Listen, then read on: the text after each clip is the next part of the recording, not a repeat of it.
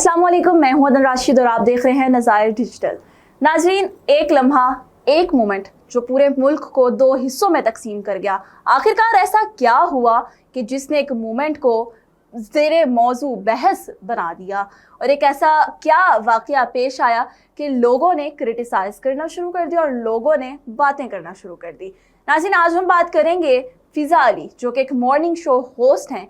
इनके पॉडकास्ट में, इनके मॉर्निंग शो में बहुत से गेस्ट आते रहते हैं और जिनकी ये बहुत ज़्यादा जो है वो एक्सपोज भी करती रहती हैं। जहां इनके पॉडकास्ट में लोगों की वैल्यूज़, फैमिली वैल्यूज़ और सोशल टॉपिक्स पर बहस की जाती है, वहाँ पे ये लोगों को एक्सपोज भी करती हैं।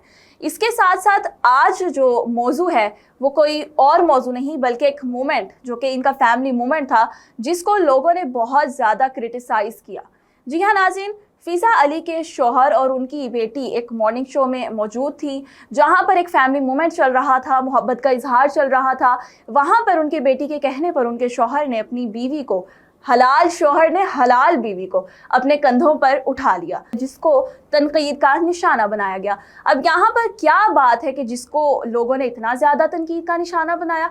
एक तरफ ये कहा जा रहा है कि अगर ऐसा मोमेंट क्रिएट हो ही गया था तो इसको कट कर देते या इसको ऑन एयर किया ही ना जाता। दूसरी तरफ लोग ये कह रहे हैं कि ये एक फैमिली मोमेंट है, मोहब्बत का इजहार एक शौहर अपनी बीवी से कर रहा है, तो इसमें क्या गलत बात है।